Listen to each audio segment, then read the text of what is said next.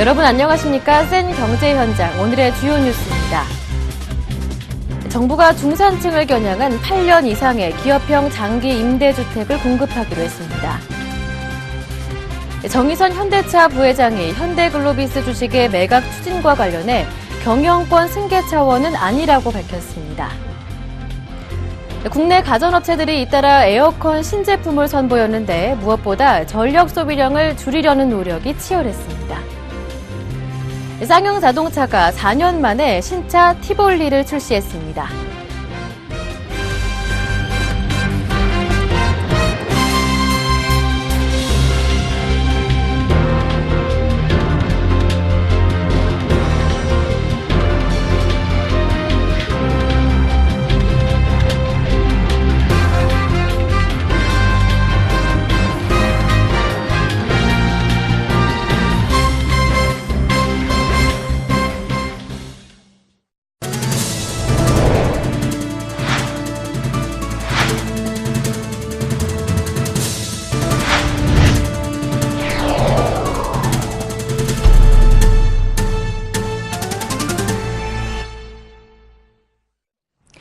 코스피가 외국인과 기관의 매도 속에 1920선 아래로 내려왔습니다. 코스닥도 닷새 만에 하락했는데요. 화요일장 마감 소식 증권부의 박준석 기자 통해 들어보겠습니다. 안녕하세요. 안녕하십니까. 네, 오늘장 마감 시황 자세히 전해 주시죠. 네, 코스피 지수가 외국인과 기관의 동반 매도세에 이틀 연속 하락세를 이어갔습니다. 13일 코스피 지수는 전날 대비 0.2% 하락한 1917.14포인트의 거래를 마쳤습니다. 코스닥 지수 역시 전날 대비 0.65% 내린 571포인트의 장을 마감했습니다. 기관과 외국인이 동반 매도 행보를 보이며 지수를 끌어내렸습니다. 기관은 3천억 원, 외국인은 550억 원가량을 순매도했습니다. 반면 개인은 2,700억 원어치의 주식을 사들였습니다. 업종별로는 운송장비, 전기전자, 은행 등이 상승세를 보였고 운수창고, 섬유의복, 금융업 등이 하락했습니다. 시가총액 상위권 종목 중에서는 현대모비스가 현대차 그룹 지배구조의 핵심주로 부각받으면서 전날 대비 11.55% 급등했습니다. 삼성전자는 1.75% 상승했고 현대차는 1.13% 올랐습니다. 종목별로 살펴보면 현대글로비스가 전날 장 마감 후 정몽구 현대차 그룹 회장과 정의선 부회장의 지분 1조 3천억 원어치의 매각 의사를 밝힌 여파로 이날 하한가를 기록했습니다. 또한 기업 지배구조 개편을 위해 지분을 정리하는 과정에서 물량 부담이 생길 것이라는 예상이 이번 현대글로비스 이슈를 계기로 현실화하면서 삼성과 SK의 지배구조 핵심주들도 덩달아 하락했습니다. 이날 삼성 SDS와 제일모직은 각각 8.65%, 6.44% 하락했습니다. SK CNC도 7%가량 빠졌습니다.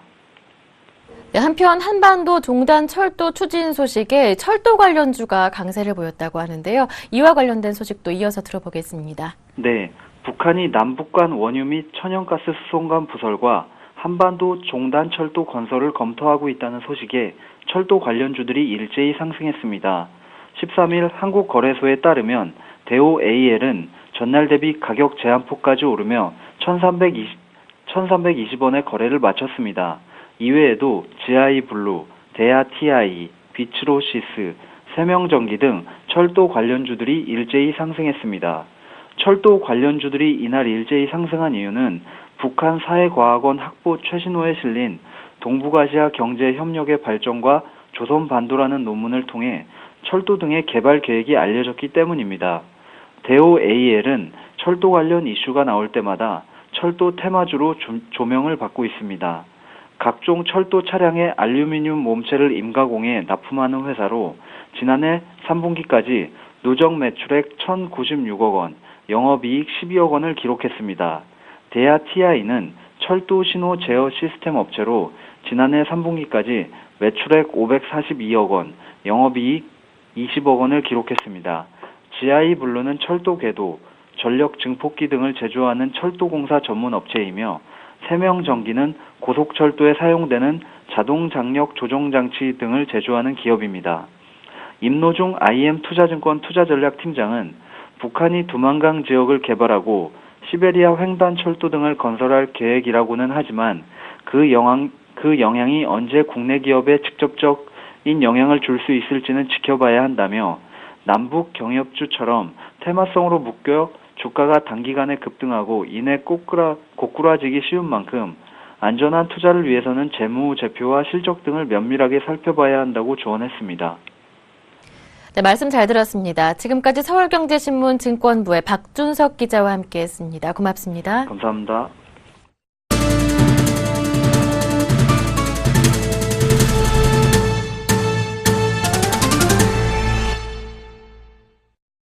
오늘의 주요 뉴스입니다. 정부가 기업형 임대사업을 육성해 중산층을 겨냥한 민간 분양주택 품질 수준의 8년짜리 임대주택을 공급하고 종전 5년짜리 건설 매입 임대주택은 임대기간을 4년으로 단축합니다. 국토교통부는 이런 내용을 담은 기업형 주택 임대사업 육성을 통한 중산층 주거 혁신 방안을 대통령에게 보고하고 올해 핵심 정책 과제로 추진하기로 했다고 밝혔습니다. 정부는 이번 대책에서 민간 임대주택의 틀을 새롭게 짰습니다. 우선 임대 의무 기간과 사업 방식에 따라 5년, 10년 민간건설 공공임대, 10년 준공공 매입임대 등 복잡했던 임대주택 기준을 기업형 임대와 일반형 임대로 단순화했습니다. 기업형 임대는 8년 이상 장기 임대주택을 300가구 혹은 100가구 이상 임대하는 사업으로 정의하고 뉴스테이라는 별도의 브랜드도 마련했습니다. 국토부는 기존 건설사 아파트 브랜드 뒤에 스테이 혹은 8년 장기 임대를 뜻하는 스테이 8을 추가해 프루지오 스테이, 이 편한 세상 스테이 8 등의 이름을 단 장기 임대 아파트가 등장할 것으로 기대하고 있습니다. 일반형 임대는 임대 기간에 따라 8년 장기 임대와 4년 단기 임대로 구분했습니다. 정부는 8년 이상 장기 임대주택을 획기적으로 늘리기 위해 기업형 임대사업자에게는 택지, 자금, 세제 등 다양한 인센티브를 제공하기로 했습니다. 서승환 국토부 장관은 8년의 기간에 연 5% 이내의 안정적인 보증금 상승률로 관리되는 기업형 임대주택이 중산층에게 새로운 주거 선택권을 제공할 것이라고 내다봤습니다. 공정거래위원회는 오늘 대기업과 중소기업 간의 불공정 거래 관행을 개선해 시장 경제 질서를 확립하겠다는 방안을 대통령에게 보고했습니다. 공정위는 하도급 대금 미지급 문제를 개선하고자 협력업체에서 조사를 시작해 대기업까지 확대하는 역추적 방식을 도입하고 대기업의 불공정 행위에 대한 중소기업들의 제보를 이끌어내기 위한 방안을 제시했습니다. 공정위는 중소기업의 자생적 성장과 경쟁력 있는 기업 생태계의 구축을 위해 대기업과 중소기업 간의 불공정 거래 관행을 반드시 시정해야 한다고 강조했습니다. 이를 위해 공정위는 올해 업무 추진 과제로 불공정 거래 빈발 분약 시장 감시 강화, 중소기업에 대한 부당한 차별, 배제 시정 등을 선정했습니다. 특히 공정위는 대기업과 중소기업 간의 거래에서 하도급 대금 미지급 문제가 가장 심각하다고 보고 이를 개선하기 위해 팔을 걷어붙이기로 했습니다. 공정위의 집중 조사 대상은 건설과 의류, 자동차 등 하도급 대금 관련 민원이 자주 발생하는 업종입니다. 공정위 관계자는 1, 2차 협력업체는 대기업의 피해자이면서 중소기업에 대한 가해자일 수 있다며 협력업체를 먼저 조사한 뒤 대기업을 조사하는 역추적 방식을 도입할 것이라고 말했습니다. 아울러 공정위는 불공정 행위 피해 중소기업들이 대기업의 보복을 걱정하지 않고 공정위에 신고하거나 제보할 수 있도록 철저한 신원 보호 시스템을 만들기로 했습니다. 이를 위해 올해 1분기 중에 익명 제보 시스템을 구축할 방침입니다. 정의선 현대차 부회장이 현대글로비스 주식의 매각 추진과 관련해 경영권 승계 차원이 아닌 지배구조를 합리적으로 개편하기 위한 것이라고 밝혔습니다. 디트로이트 모터쇼를 찾은 정 부회장은 일본 자동차 기업들의 엔저 공세에 대비해 차값을 탄력적으로 운영하며 정면 승부를 벌이겠다고 강조했습니다. 정창신 기자가 전합니다. 정의선 현대자동차 부회장은 지난 12일 미국 디트로이트에서 열린 2015 디트로이트 모터쇼 현장에서 기자들과 만나 현대글로비스 지분 매각 문제에 대해 경영권 승계 차원이 아니라고 선을 그었습니다. 정 부회장은 승계보다는 지배구조를 개편하기 위한 것으로 이해하면 된다고 말했습니다. 공정거래위원회는 자산 총액 5조 원 이상 대기업 그룹 중 대주주 일가 지분이 30%를 초과하는 계열사는 내부 거래 금액에 제한을 두고 있습니다. 내부 거래액이 총 200억 원 또는 연간 매출의 12% 이상일 경우입니다. 이에 따라 정몽구 현대차그룹 회장과 정부회장은 보유 중인 현대글로비스 주식 1,600여만 주 중 500여만 주를 매각하기로 하고 최근 국내외 기관 투자자들을 대상으로 투자자를 모집했습니다. 그러나 오늘 현대글로비스 지분 매각은 물량이 많고 종가보다 7.5에서 12% 할인되는 거래 조건 탓에 불발됐습니다. 정부회장은 해외 시장에서 일본 자동차 업체들의 엔저 공세에 적극 대응하기 위해 차값을 탄력적으로 운영하는 등 할 수 있는 수단을 총동원하겠다는 뜻도 밝혔습니다. 정부회장은 미국 시장에서 엔저 때문에 어려운 게 사실이라며 일본 업체들이 가격을 많이 낮춰 팔기 때문에 필요하다면 어느 정도 받아들일 수 있는 선에서 가격을 조정해 판매할 것이라고 말했습니다.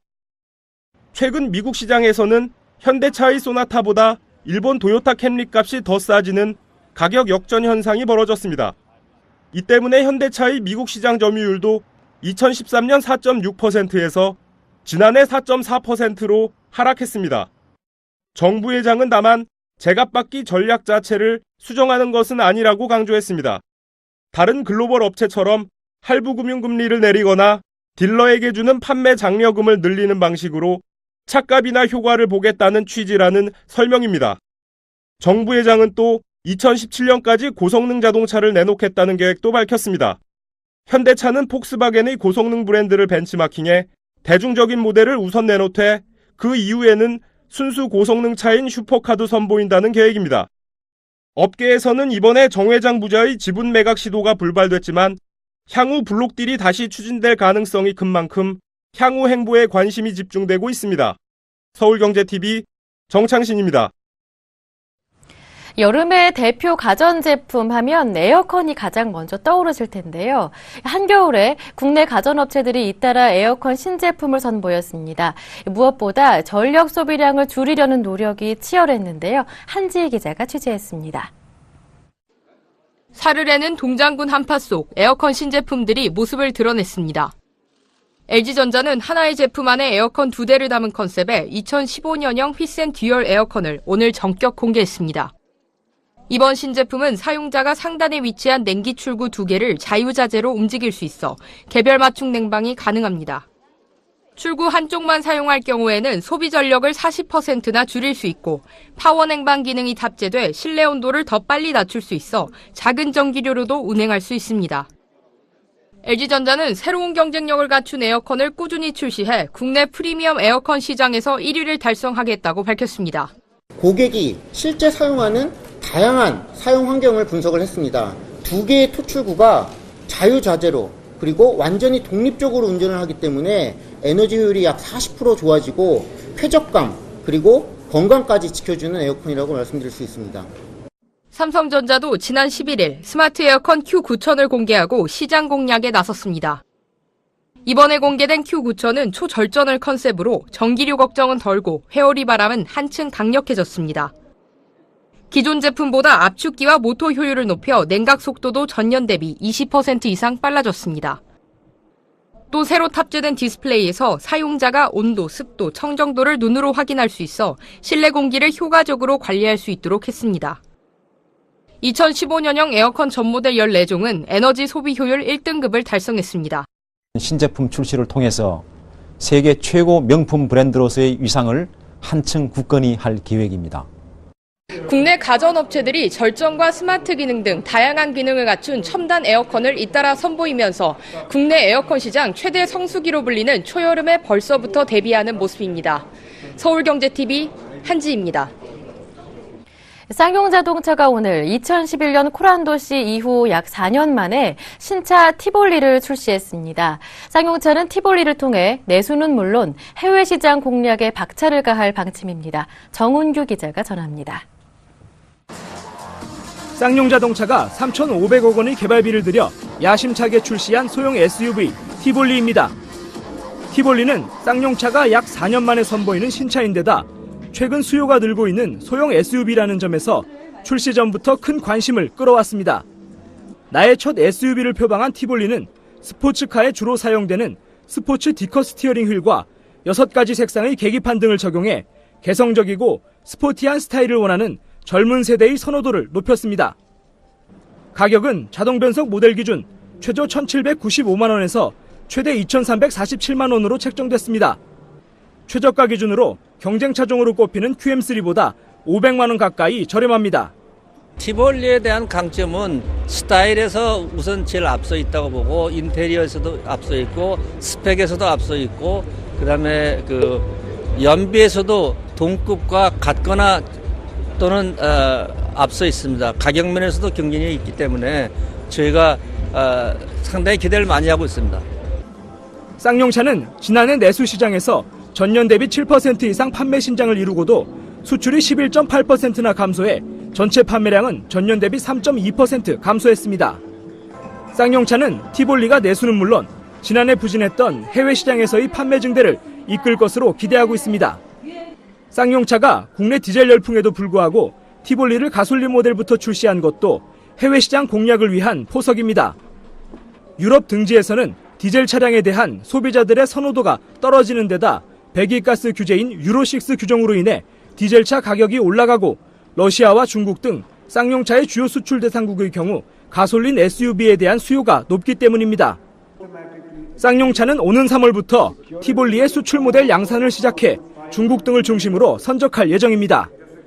또 오는 6월 디젤 모델을 시작으로 사륜 구동 모델과 롱휠 베이스 모델도 내놓으면서 라인업을 늘려갈 계획입니다. 쌍용차는 이번 티볼리 출시를 기점으로 앞으로 매년 신차를 선보이며 2017년까지 연간 판매량 25만 대를 돌파하겠다는 계획입니다. 티볼리가 SUV 명가 쌍용차 재건의 신호탄이 될 수 있을지 관심이 집중됩니다. 서울경제TV 정훈규입니다. 메모리 반도체 시장의 절대 강자인 삼성전자가 기술 한계를 또 한 번 돌파하며 세계를 깜짝 놀라게 할 준비를 하고 있다는데요. 차세대 입체형 낸드 플래시 개발에 성공하면서 경쟁사와의 기술 격차를 2년 이상 벌렸다고 합니다. 메모리 시장에서 삼성의 독주 체제를 더욱더 공고히 할 것으로 기대되는데요. 자세한 소식 산업부의 이종혁 기자 전화 연결해서 들어보겠습니다. 안녕하세요. 예, 안녕하세요. 삼성전자가 데이터를 저장할 수 있는 공간인 셀을 48층까지 쌓는 이 3차원 수직구조 낸드 플래시 메모리 개발에 성공했다고 하는데요. 이게 어떤 제품인지 소개해 주시죠. 네, 반도체 업계 관계자들에 따르면 삼성전자는 최근 48층 구조의 수직 적층 낸드, 그러니까 V낸드 개발을 끝내고 후속 제품인 64층 V낸드 개발에 착수했습니다. 48층 V낸드 양산은 연내 시작한다고 합니다. 당초 내년께나 양산을 시작할 것이라던 업계 예상보다 빠른데요. 삼성전자는 지난 2013년 24층 구조의 V낸드를 처음 선보였고요. 1년도 안 된 지난해 다시 층수를 30% 이상 높인 32층 V낸드를 세계 최초로 양산하기 시작했습니다. 이어 48층까지 이번에 개발을 완료하면서 경쟁사를 압도하는 기술력을 다시 한번 확인했습니다. 네, 그런데 이 48층 V낸드라는 용어 자체가 조금 어려운데요. 이게 어떤 의미가 있는 건가요? 예, 이 신제품의 개발이 갖는 의미를 이해하려면 V낸드를 우선 알 필요가 있습니다. 낸드는 정보 저장용 반도체 일종으로 서버에서 모바일 기기에 이르기까지 광범하게 탑재됩니다. 그 중에서도 V낸드는 기존 평면 구조 낸드가 갖는 기술 한계를 돌파하기 위해 입체형으로 구조를 바꾼 혁신적 신제품인데요. 셀을 아파트처럼 쌓는 방식인데 층수를 높이 쌓으면 쌓을수록 집적도가 높아집니다. 저장 용량을 획기적으로 키울 수 있는 겁니다. 또한 평면 낸드의 약점이던 수명도 최대 10배까지 늘릴 수 있고요. 이 V낸드는 오직 삼성전자만 생산하고 있으며 매출 기준 낸드 시장 2에서 5위인 샌디스크, 도시바, 마이크론, SK하이닉스는 아직 V낸드를 양산하지 못하고 있습니다.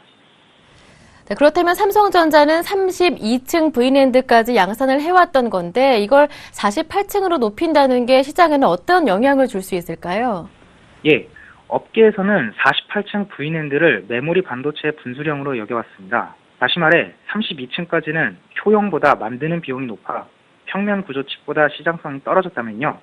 48층부터는 가격과 품질 양쪽에서 경쟁력을 확보할 수 있다는 얘기죠. 즉 48층 V랜드가 등장하면 시장의 대세로 등극하면서 본격적인 V랜드 시대가 개막한다는 의미입니다. 삼성의 라이벌인 도시바도 40층을 먼저 넘는 업체가 랜드 시장을 지배할 것이라고 주장하기도 했죠. 여기에 V랜드에 대한 수요도 점차 급증할 것으로 기대되는데요. 조사기관인 아이서플라이에 따르면 앞으로 하드디스크를 대체할 차세대 저장 장치인 솔리드 스테이트 드라이브의 경우 V랜드 장착 비율이 지난해 0.1%에서 2018년엔 31.1%까지 늘어난다고 합니다. 이렇게 된다면 낸드 시장에서 삼성전자의 점유율이나 마진 모두 큰 폭으로 뛰겠는데요. 그렇다면 경쟁사들의 V랜드 개발은 어느 정도 진행이 된 수준인가요?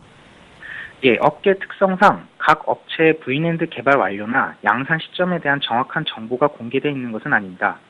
다만 현재 삼성전자와 경쟁사의 V랜드 분야 기술 격차는 2년 이상 벌어져 있다는 게 대체적 추측입니다. SK하이닉스와 인텔, 마이크론의 합작사인 IM플래시는 올 초 양산을 목표로 24층짜리 V랜드 시제품을 고객사에 각각 선보인 것으로 알려졌고요. 샌디스코와 합작한 도시바는 올 하반기쯤 24층 V랜드를 시장에 내놓을 수 있다는 얘기가 나오고 있습니다.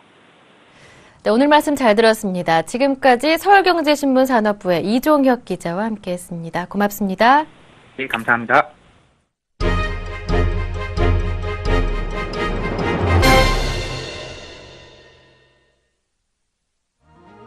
버락 오바마 행정부의 고위직 인사들이 지난 11일 파리 행진에 불참한 것을 놓고 미국 내에서 거센 역풍이 일자 오바마 대통령이 서둘러 진화에 나서고 있습니다. 공식적으로 실수였음을 인정하고 현재 서남아시아를 방문 중인 존 케리 국무장관을 오는 14일 프랑스로 급파하기로 결정한 것입니다. 논란 자체를 조기에 차단하려는 의도로 풀이됩니다. 조시 어니스트 백악관 대변인은 정례 브리핑에서 더 높은 직위의 인사를 보냈어야 했다며 잘못을 인정하고 오바마 대통령도 참석하고 싶어 했다고 주장했습니다. 어니스트 대변인은 그러면서 오바마 대통령이 파리 행진에 불참한 이유를 경호상의 문제라고 해명했습니다. 그러나 일각에서는 이번 파리 행진의 중요성에 대한 백악관 참모들의 전략적 판단에 문제가 있었던 것 아니냐는 시각이 우세합니다. 오바마 대통령이 사건 발생 직후인 지난 9일 주미 프랑스 대사관을 예고 없이 방문해 조의를 표하고 테네시주 녹스빌 대학에서 파리 테러를 강력히 규탄하는 발언을 한 것으로 충분히 성의를 보였다고 판단한 것 아니냐는 지적이 나옵니다. 케리 장관은 오바마 행정부의 고위직 인사들의 불참 문제를 놓고 비판론이 일고 있는 데 대해 트집 잡기 같다며 미국은 프랑스 국민과 깊이 연대하고 있으며 처음부터 프랑스에 정보를 제공하고 지원을 보냈다고 강조했습니다. 극단주의 무장 집단 이슬람 국가 조직원을 자칭한 해커가 미국 국방부 전산망에서 빼낸 비밀 자료라며 다량의 문건을 인터넷 게시판에 공개했습니다. 이 해커는 미군 중보사령부의 트위터 계정을 절취한 뒤 계정이 정지되기 전까지 이런 주장이 담긴 글을 여러 건 게재했습니다. 미군 중보사령부는 현재 IS에 대한 미국과 국제동맹군의 공습을 관찰하고 있습니다. 이 해커는 미국 국방부 네트워크를 해킹했다고 주장하면서 미국 중보사령부 트위터 계정에 미국 군인들이여 우리가 오고 있다 등 뒤를 조심할지어다 IS라는 메시지를 남겼습니다. 해커는 자신들을 사이버 칼리프국으로 지칭하면서 사이버 지하드, 즉 사이버 공간에서 이슬람 성전을 수행하고 있다고 주장했습니다. 중보사령부의 유튜브 계정도 절취한 이 해커는 IS 선전 영상 2건을 게재하기도 했습니다. 해커가 인터넷에 공개한 파일에는 북한과 중국 내 병력 배치에 대한 정보, 정찰 등 현황이나 전쟁 시나리오로 보이는 자료가 지도와 사진과 함께 표시되어 있습니다. 미국 국방부의 한 관리는 해커가 게시한 내용 중 기밀 자료는 없어 보인다고 말했고 다른 관리도 보안상의 위협을 줄 만한 내용은 없는 것 같다는 의견을 보였습니다.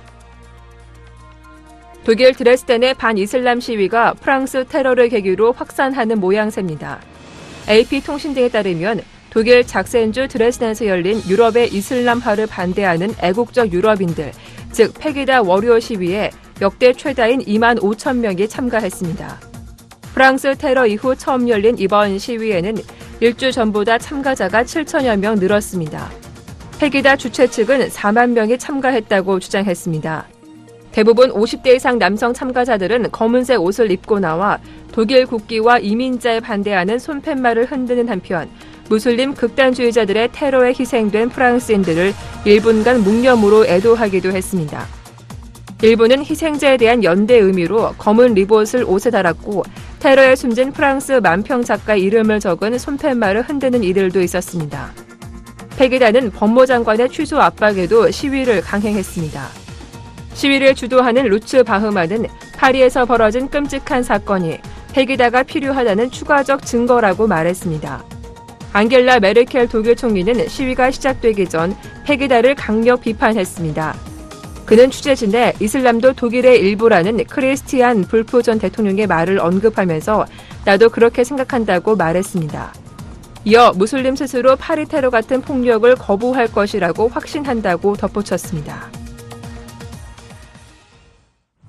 화요일 센 경제 현장 마칩니다. 시청해주신 여러분 고맙습니다.